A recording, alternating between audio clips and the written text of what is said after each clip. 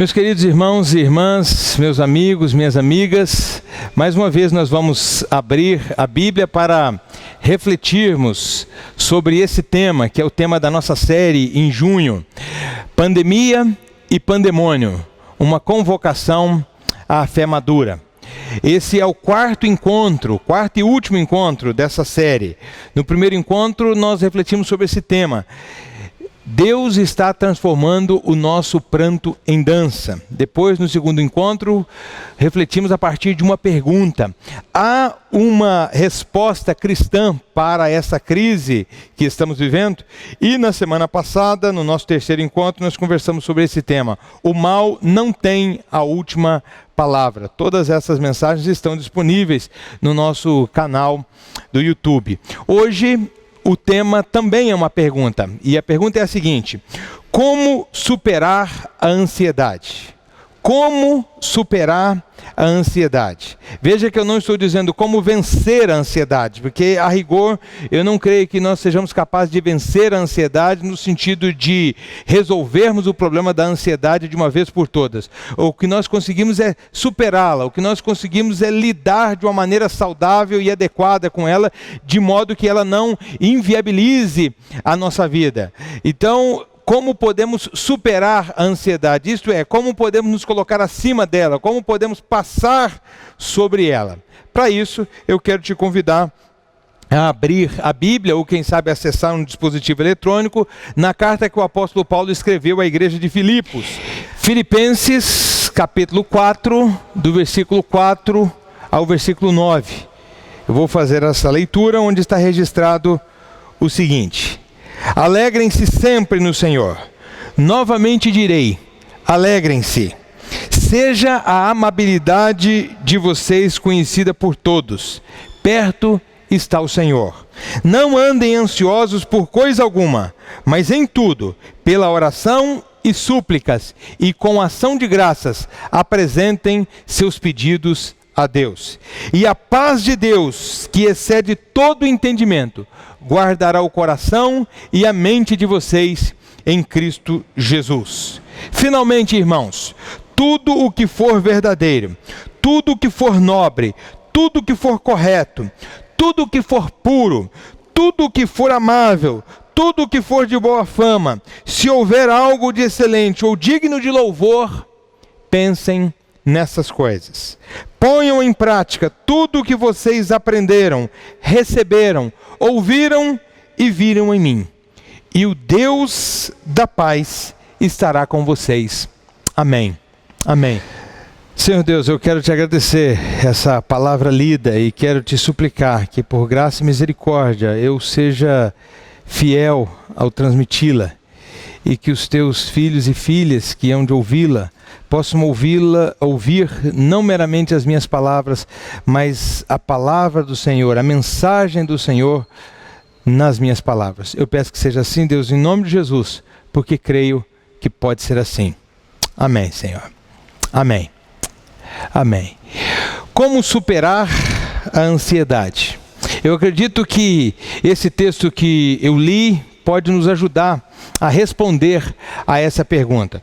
No capítulo 4, versículo 6, o apóstolo Paulo faz uma afirmação muito interessante, muito ousada, eu diria. Ele diz assim: não andem ansiosos por coisa alguma. Não andem ansiosos por coisa alguma. Aqui, a palavra ansiosos significa literalmente ser puxado em diferentes direções. E isso é muito interessante, porque as nossas esperanças, os nossos anseios, geralmente puxam-nos numa direção. Por outro lado, os nossos medos e os nossos receios puxam-nos em outra direção. E isso tem tudo a ver com a ansiedade.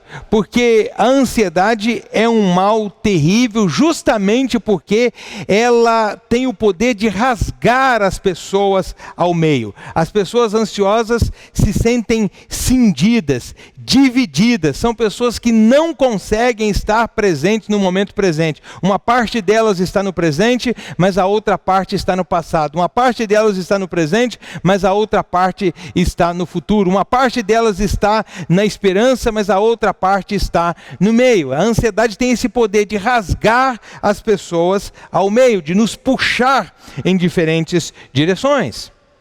Uma pessoa ansiosa, a gente poderia dizer, que é aquela que se sente cercada de perigos por todos os lados, sem saber o real potencial dos perigos pelos quais ela se vê cercada. Você já deve ter tido aquela experiência de estar caminhando distraído e então, de repente, alguém grita, cuidado! E você então logo dá um pulo. Aí eu pergunto, como é que você sabia que tinha que pular e não abaixar-se ou proteger a sua cabeça? Ou então, quando alguém diz assim, olha o cachorro! Geralmente quando alguém diz isso, a gente olha para o lado que o cachorro está vindo e não para o outro lado. Como é que você sabe que tem que pular? Ou como é que você sabe que tem que olhar para esse lado e não para aquele outro lado? Na verdade, você não sabe. Mas de acordo com os neurologistas, há uma espécie de sentinela dentro de você que sabe. Eles dizem que nós temos dois sistemas nervosos, um consciente e um inconsciente. O nosso sistema nervoso inconsciente é a sentinela que está sempre alerta. Talvez tenhamos herdado essa capacidade, esse recurso, lá do tempo das cavernas, quando o mundo era muito mais cheio de ameaças do que hoje. E a sentinela do homem das cavernas tinha que estar atenta a tudo e o tempo todo. O tempo todo, ele tinha que estar atento ao que estava ao seu redor. E por uma razão muito simples, a sua sobrevivência. Então há uma sentinela dentro de nós. Ela está lá, bem no nosso interior. De modo que quando alguém grita, cuidado, ainda que você não tenha tido a oportunidade de avaliar a situação e escolher a melhor resposta, a sentinela faz isso por você. Então, ao ouvir a exclamação, cuidado, você logo protege a cabeça e, de fato, algo cai sobre você. O que isso tudo tem a ver com a ansiedade? Pois bem, a ansiedade tem lugar quando a sentinela dentro de nós se perde e não sabe mais como reagir às ameaças do ambiente externo. A sentinela começa a escutar o tempo todo, cuidado, cuidado, cuidado. E aí, ela não sabe se protege a cabeça, se corre, se pula ou se agacha. O efeito disso na vida é que a pessoa se sente ameaçada por todos os lados e, consequentemente, ela se sente puxada para todos os lados através dos seus mecanismos de defesa. Uma informação muito importante é que a sentinela pode se perder e dar lugar à ansiedade por razões reais ou imaginárias. Por exemplo, você está demitido. Isso é uma situação real. E isso pode dar lugar à ansiedade. Isso liga o alerta da sentinela dentro de você. Mas uma outra situação é, será que vai dar tudo certo na viagem de amanhã? E se acontecer algum problema com o carro? E se eu perder o avião? E se houver algum acidente? Bom, isso é uma situação imaginária. Mas isso também pode ligar o alerta da sentinela dentro de você e desencadear a ansiedade. Independentemente de ser desencadeado por um fator real ou imaginário, quando o quadro de ansiedade se instala na pessoa, duas reações são muito comuns. A primeira é que a pessoa geralmente trava. Quando uma pessoa está tomada ou dominada pela ansiedade, uma reação muito comum é a pessoa travar. Isso acontece porque a nossa mente pensa muito rápido em várias consequências do que significa estar demitido ou em várias ameaças do que pode acontecer na viagem. E aí, então, nós ficamos sem saber o que fazer, sem saber o que pensar, sem saber como reagir. E aí podemos, então, travar.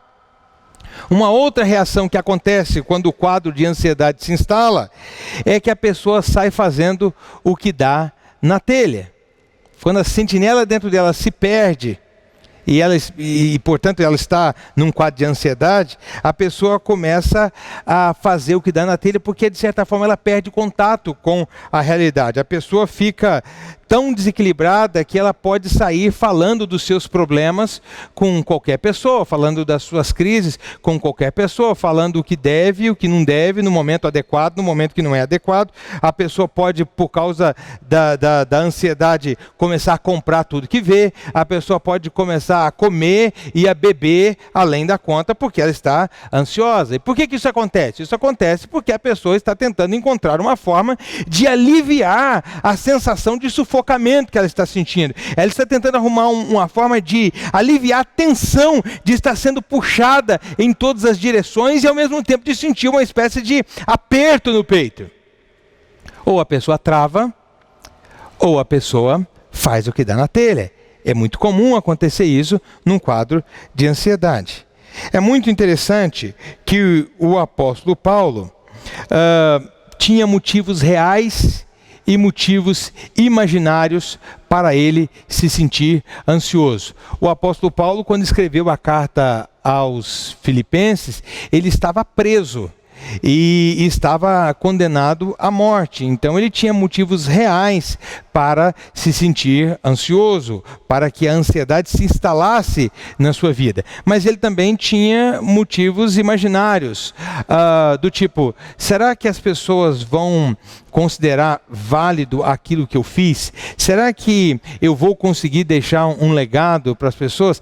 O que vai acontecer comigo nos próximos dias? Será que eu realmente vou morrer? Ele tinha então motivos reais e motivos imaginários para estar ansioso. Mas ao lermos a história do apóstolo Paulo, nós temos a impressão de que ele não foi tomado pela ansiedade, muito pelo contrário, ele conseguiu superar a ansiedade. E é justamente porque ele conseguiu superar que agora, com autoridade, ele aconselha àqueles que são os destinatários de sua carta: não andem ansiosos por coisa alguma, sejam motivos reais ou motivos imaginários. Não andem ansiosos. E o andar aqui tem o sentido de, não é uma coisa esporádica, não sejam dominados pela ansiedade, seja ela motivada por coisas reais ou imaginárias.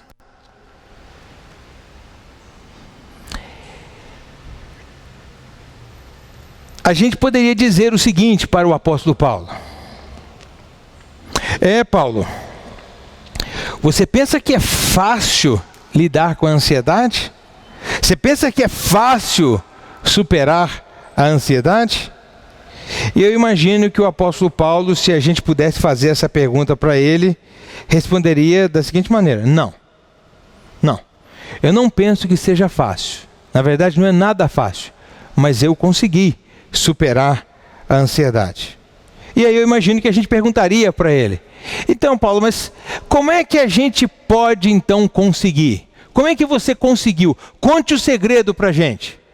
E eu penso que Paulo, ao contar o segredo de como ele conseguiu superar a ansiedade, ele nos diria que esse segredo envolveria 3 movimentos, e é sobre esses movimentos que eu quero falar com você nessa hora. A partir da experiência do apóstolo Paulo, existem 3 movimentos que nós precisamos fazer na nossa vida para que nós possamos lidar de maneira adequada com a ansiedade, lidar de maneira saudável, lidar com a ansiedade de um jeito que ela não inviabilize a nossa vida. E esses 3 movimentos estão implícitos em todo o capítulo 4 de Filipenses, e não só aqui no texto que nós lemos, mas o coração da mensagem do apóstolo Paulo está no texto que nós lemos. O primeiro movimento é esse, para superar a ansiedade. É ir dos desejos às necessidades. Precisamos fazer um movimento dos desejos às necessidades. Se eu pedisse para você, ou se alguém pedisse para você fazer uma lista dos seus desejos e uma lista das suas necessidades, eu tenho certeza absoluta que a sua lista de desejos seria muito maior do que a sua lista de necessidades. Mas isso não é só com você, com qualquer pessoa seria assim. Porque, na verdade, os nossos desejos são ilimitados, ao passo que as nossas necessidades são limitadas. Aliás, algumas coisas que nós consideramos necessárias para vivermos não são realmente necessárias. Elas são, no máximo, muito importantes para nós. Por exemplo, o seu marido, a sua esposa, o seu filho, quem sabe a sua profissão. Essas coisas são necessárias? Eu imagino que você diga, sim, são absolutamente necessárias. Eu não saberia viver sem minha esposa, sem meu marido, sem meu filho e, quem sabe, sem a minha profissão. E eu diria para você o seguinte, não, essas coisas não são necessárias. Elas são, no máximo, muito, mas muito importantes para você, mas não são necessárias.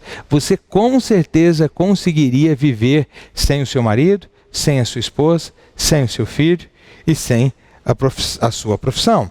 Não necessariamente isso seria fácil, mas você conseguiria. A sua vida seria diferente, mas você conseguiria viver. Por quê? Porque essas coisas são importantes, mas não são necessárias. O conselho do apóstolo Paulo, então, é: foque no necessário, naquilo que é realmente, naquilo que é fundamentalmente necessário a você e a sua vida. Por que que o apóstolo Paulo está nos dizendo isso? Porque a fonte da nossa ansiedade primariamente está ligada aos nossos desejos. Veja bem, nós não nos tornamos ansiosos por causa das nossas necessidades. Nós nos tornamos ansiosos por causa dos nossos desejos.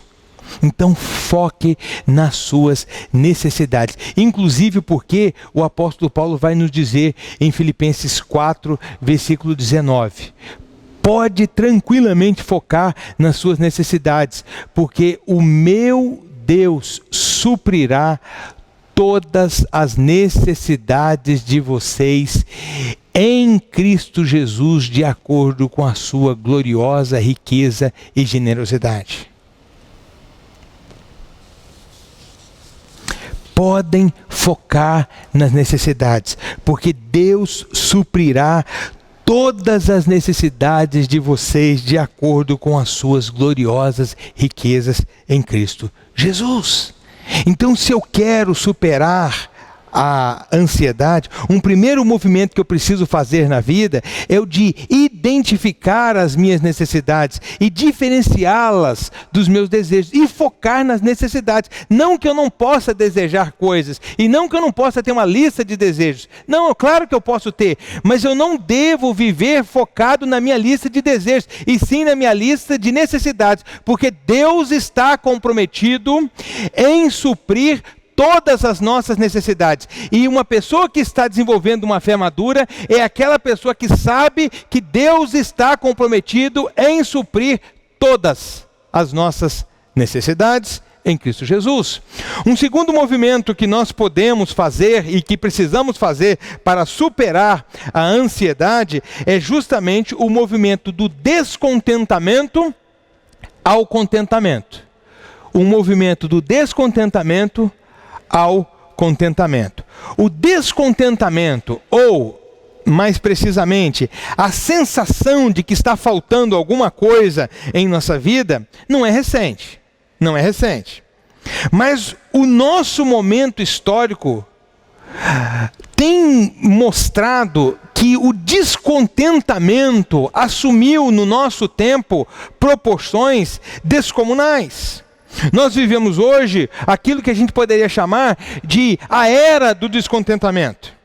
Nós experimentamos um descontentamento relacional, nós experimentamos um descontentamento com o corpo, nós experimentamos um descontentamento profissional, nós enfrentamos um descontentamento espiritual.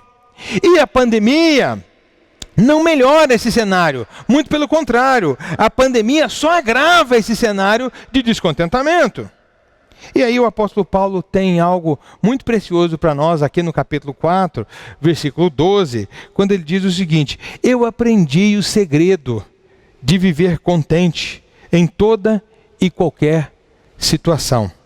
Seja bem alimentado, seja com fome, tendo muito ou passando necessidade. Eu aprendi o segredo do contentamento. Aí, de novo, a gente tem que perguntar, mas Paulo, qual que é esse segredo? Qual é o segredo do contentamento? Eu já mencionei em outras ocasiões que a palavra contentamento deriva do latim contento, que significa aquilo que está contido. Então, nós podemos dizer que há algo contido em todas as situações e circunstâncias da vida. Em outras palavras, em qualquer tempo, em qualquer lugar, em qualquer companhia, em qualquer circunstância, existe algo contido ali que demanda uma resposta de nossa parte. Então podemos dizer seguramente que uma pessoa contente ou uma pessoa que está aprendendo a viver com contentamento é aquela que está aprendendo a identificar o que está contido nas situações e circunstâncias nas quais está inserida e, além disso, tem aprendido a responder àquilo que está contido em tais circunstâncias. Identificar o que está contido e responder ao que está contido nas circunstâncias. Algumas vezes nós sabemos o que está contido nas circunstâncias. Algumas vezes o que está contido nas circunstâncias e situações da nossa vida está muito claro. Por exemplo, imagine que uma pessoa esteja deitada no sofá e esteja se sentindo arrasada, mas não saiba por quê. Nesse caso, se a pessoa não tem uma justificação clara, uma justificativa clara, para ela estar se sentindo arrasada como ela está se sentindo, a gente pode dizer que existe algo contido naquela circunstância, mas a pessoa não sabe o que está contido naquela circunstância. Aquilo que está contido naquela situação da vida dessa pessoa está desencadeando esse processo de frustração e de ansiedade nela, mas ela não sabe o que está contido. Ela só sente o efeito daquilo que está contido na vida dela, mas ela não sabe o que está contido. Então ela vai precisar identificar o que está contido para então responder àquilo que está contido naquela circunstância de maneira sábia e confiante. Mas algumas vezes o que está contido nas circunstâncias e situações da nossa vida está muito claro. Imagine, por exemplo, uma pessoa cujo pai está na UTI. Ela também está deitada no sofá e ela está muito triste. Nesse caso, o que está contido na situação está muito claro para a pessoa. Por quê? Naquela situação, o que está contido? Está contido o medo. Está contido o medo de que o processo de tratamento do pai deixe sequelas. Está contido o medo da perda. Está contida a incerteza em relação ao futuro. E o medo da perda, o medo das sequelas, a incerteza em relação ao futuro. Tudo isso que está contido naquela situação desencadeia um processo de ansiedade. Neste caso, a pessoa sabe o que está contido. O que ela precisa é apenas responder de maneira sábia e confiante àquilo que está contido. Outro grande exemplo do que eu estou falando é o próprio Jesus no Getsêmani, naquela última noite em que Jesus está, então, próximo de ser preso, e ele então chama Pedro, Tiago e João para orarem com ele. E Jesus anda para lá, e Jesus anda para cá, e de repente diz: olha, por favor, orem comigo. E depois de orar algum tempo, Jesus volta e diz assim: olha, por favor, orem comigo. E eu queria então que você imaginasse um diálogo hipotético ali naquela noite entre Jesus e os seus discípulos. Imagine que algum deles dissesse a Jesus algo do tipo: Jesus, mas você está muito triste, você está muito angustiado, você está muito agitado. Por quê? Porque eu vou enfrentar a cruz, Jesus responderia. Mas Jesus, você não acredita que o Pai ama você? Jesus diria, sim, eu acredito. E você não acredita que essa situação está sob o controle do Pai? E Jesus diria, sim, eu acredito. Jesus, e você não acredita que o Pai, mesmo que você morra, é capaz de ressuscitar você? Sim, eu acredito. Então Jesus, por que você está assim tão angustiado? Eu creio que Jesus responderia algo assim. Porque o que está contido nas minhas circunstâncias, nas circunstâncias que eu estou vivendo, é a morte. E não tem jeito de responder de maneira sábia e confiante à morte se não for com uma angústia mortal.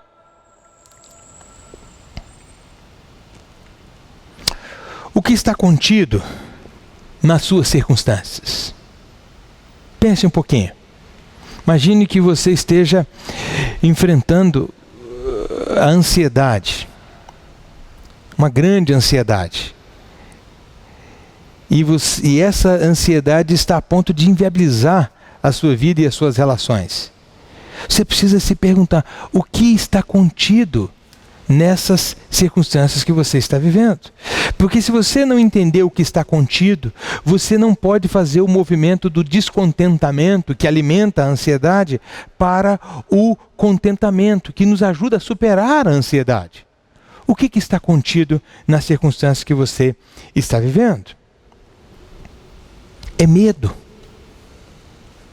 é incerteza, é necessidade, é a dor da perda, é o medo da perda, é a incerteza em relação ao futuro. Todas essas coisas podem estar inseridas na circunstância em que você está vivendo. Todas essas coisas podem estar contidas. Então é preciso identificar essas coisas. E depois responder a isso que está contido nessas circunstâncias de maneira sábia e confiante. Mas como é que nós podemos responder de maneira sábia? Eu penso que a gente pode fazer uma pergunta, que é a seguinte: Deus, à luz da minha experiência passada, à luz da minha circunstância presente e à luz da história que eu quero contar no futuro, como é que eu posso responder de maneira sábia a essa circunstância? Ou melhor, a esse conteúdo das minhas circunstâncias, ao que está contido nas circunstâncias da minha vida. E uma vez que você faça essa pergunta diante de Deus, o próprio Deus te ajudará a responder essa pergunta. E na medida em que você responde sabiamente, eu diria que você precisa também responder confiantemente. Como assim responder confiantemente?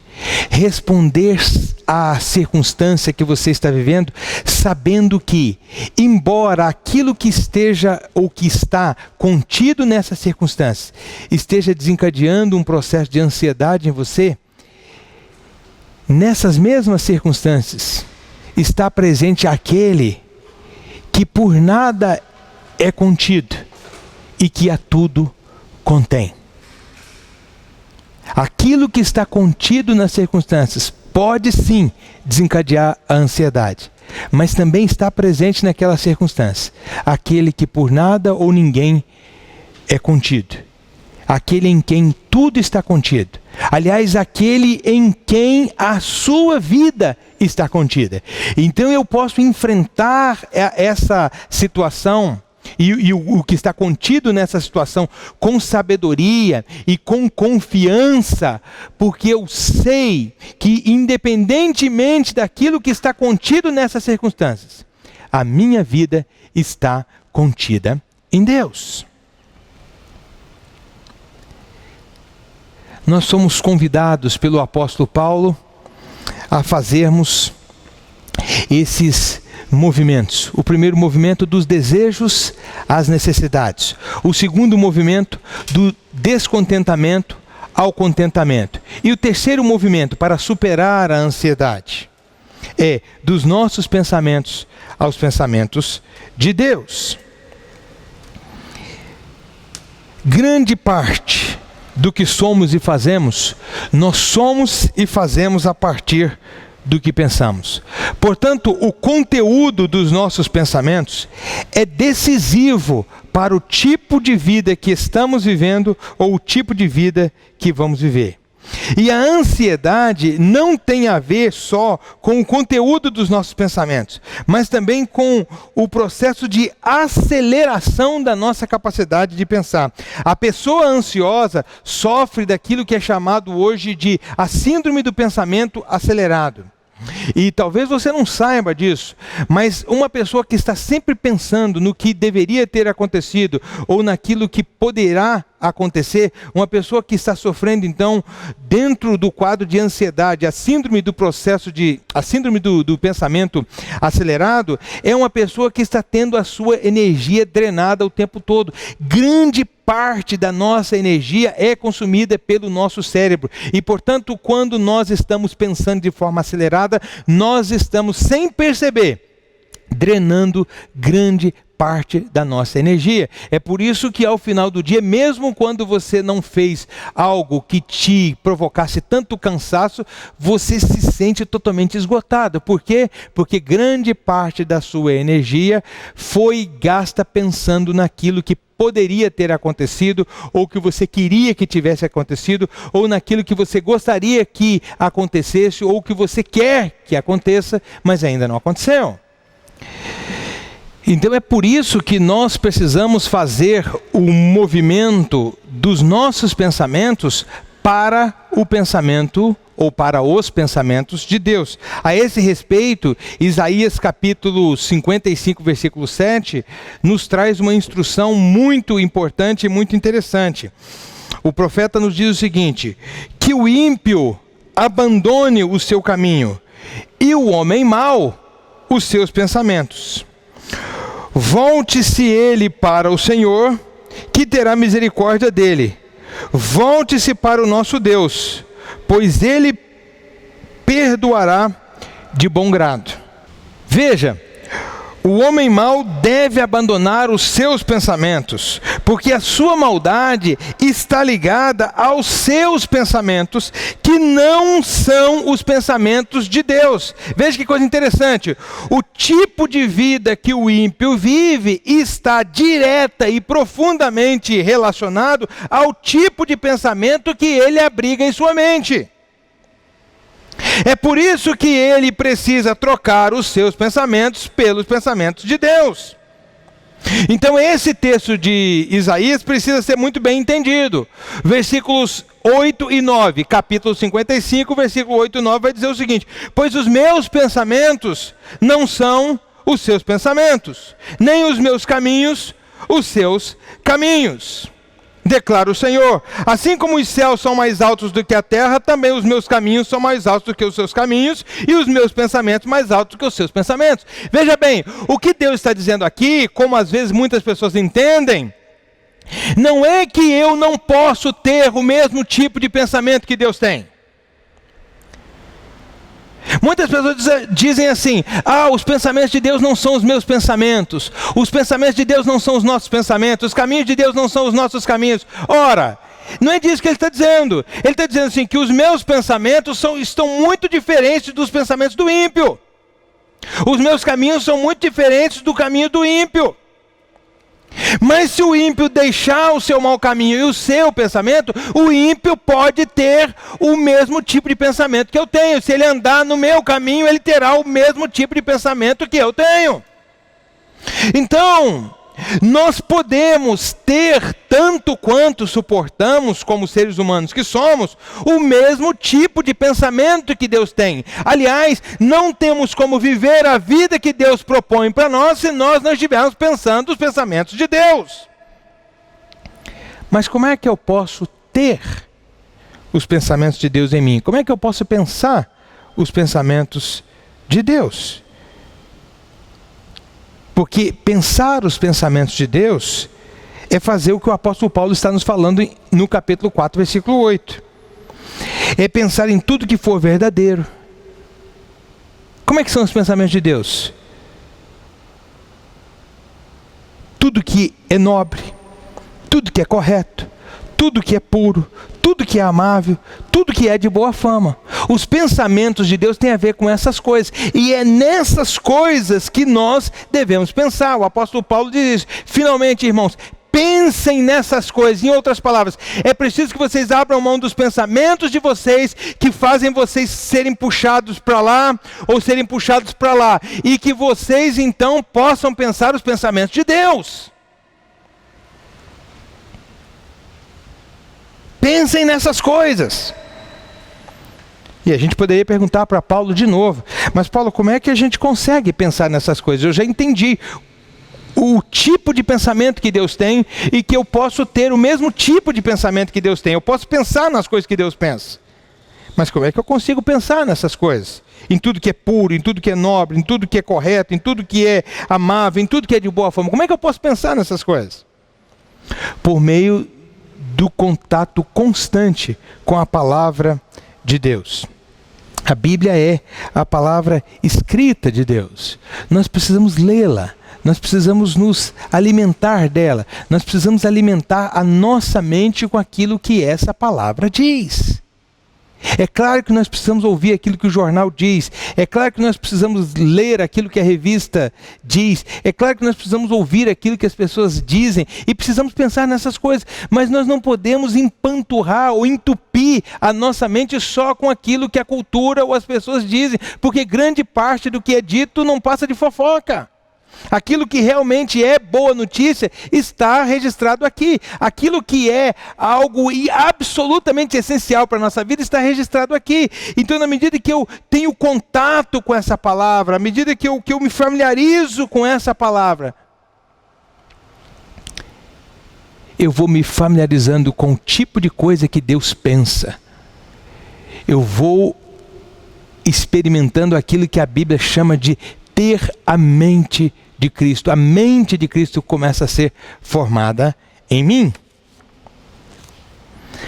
Muito bem, precisamos fazer esses 3 movimentos. Mas eu diria que não basta ter força de vontade para fazer o movimento dos nossos desejos para as nossas necessidades, do nosso descontentamento para o contentamento e dos nossos pensamentos para os pensamentos de Deus. Para então lidarmos com a ansiedade, superarmos a ansiedade. Nós precisamos de recursos interiores, recursos que são interiores e que não são só nossos, que são recursos divinos para combatermos a ansiedade internamente. Precisamos de recursos interiores porque a ansiedade está agindo internamente em nós e nos rasgando interiormente. Então precisamos dos recursos que nos costurem internamente, ou precisamos dos recursos que nos mantenham íntegros internamente. Quais são esses recursos? Quais são esses recursos? Não andem ansiosos por coisa alguma.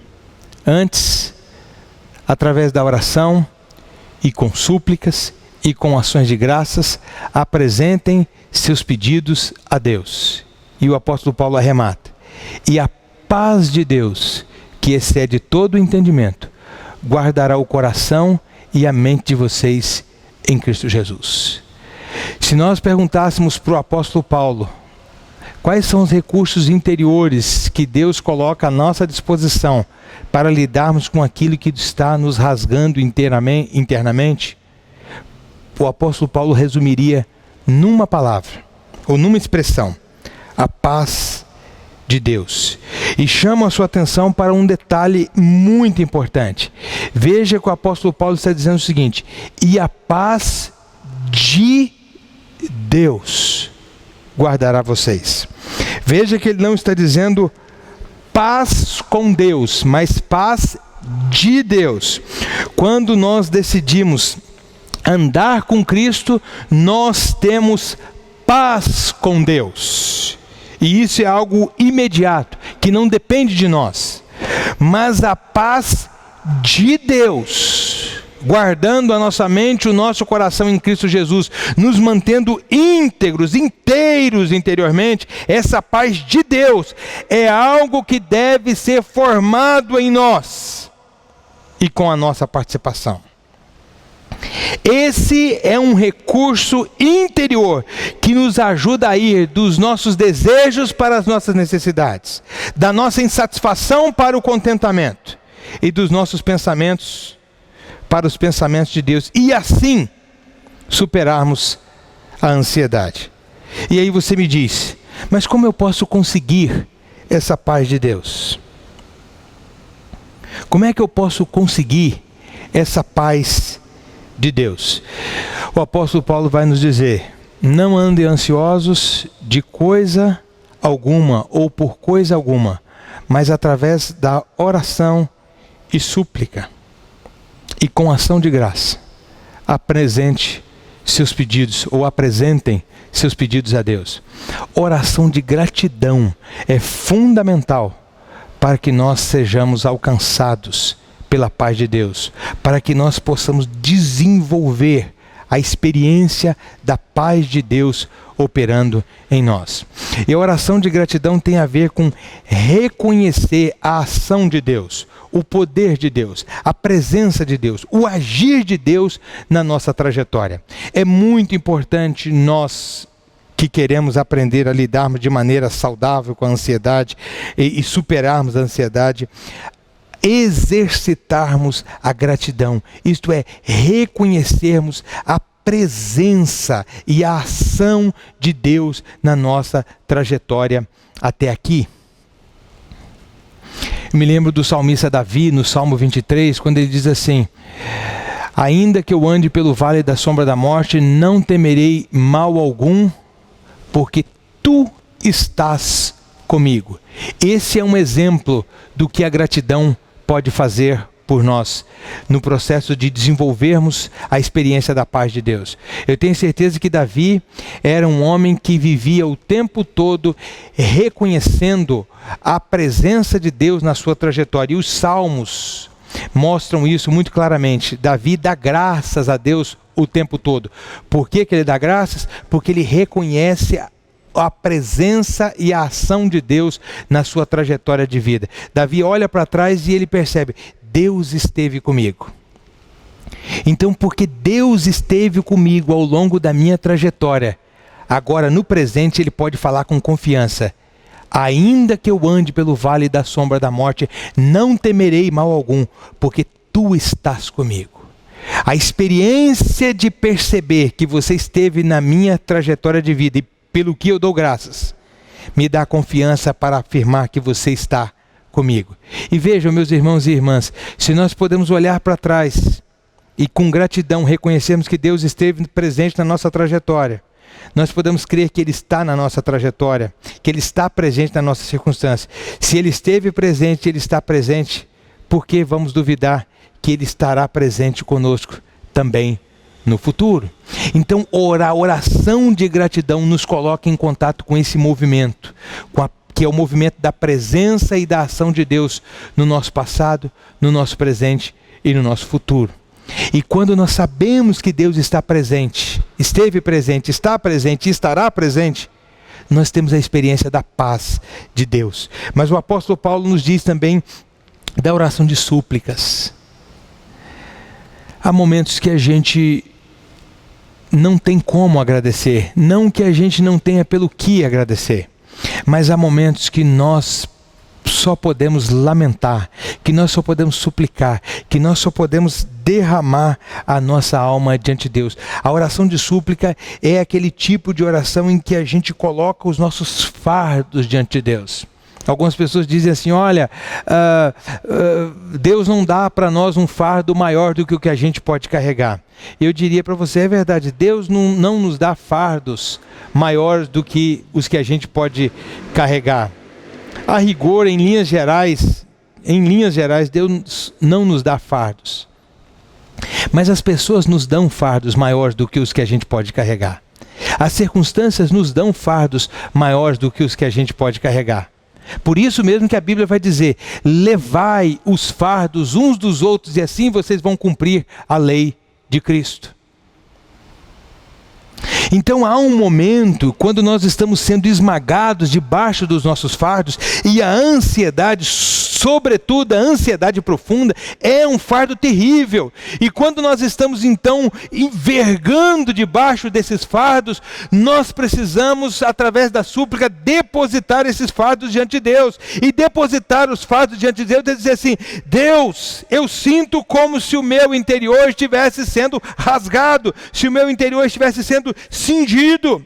Eu estou fragmentado, eu estou desestabilizado, eu estou desequilibrado internamente, e eu não conseguirei manter a minha sanidade, eu não vou conseguir manter, Deus, a minha vida viável, se você não me ajudar. Eu preciso da sua ajuda, Deus. E como é que Deus responde a essa oração? Com a experiência de paz. A paz de Deus guarda a mente e o coração. Veja bem, a paz de Deus nos mantém inteiros, mente, corpo e coração juntos, para nós identificarmos o que está contido nas circunstâncias e respondermos a isso de maneira sábia e confiante. A paz de Deus. A paz não é um sentimento, nem tampouco a paz é a ausência de conflito.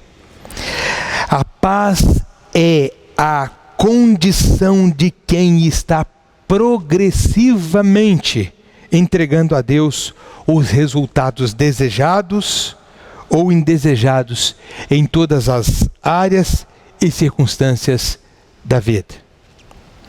Só pessoas que experimentam essa paz, que é a condição interior em que eu tenho convicção de que tudo que precisa estar bem, e de que eu estou seguro nas mãos de Deus. Só quem experimenta essa paz, em alguma medida e de alguma forma, consegue superar a ansiedade. Sem a paz de Deus é praticamente impossível superar a ansiedade. E esta paz está contida nas circunstâncias que você está vivendo. E essa é uma coisa fantástica e maravilhosa. Ao mesmo tempo que você olha e percebe que aquilo que está desencadeando a ansiedade em você está contido nas circunstâncias, a paz de Deus, que excede todo o entendimento e que é capaz de guardar a sua mente e o seu coração em Cristo Jesus, também está contida naquelas mesmas circunstâncias. Essa paz de Deus está acessível e disponível para você em Cristo Jesus. Eu desejo que Deus te abençoe, e eu desejo que através dessa palavra Deus te ajude a superar a ansiedade. Amém.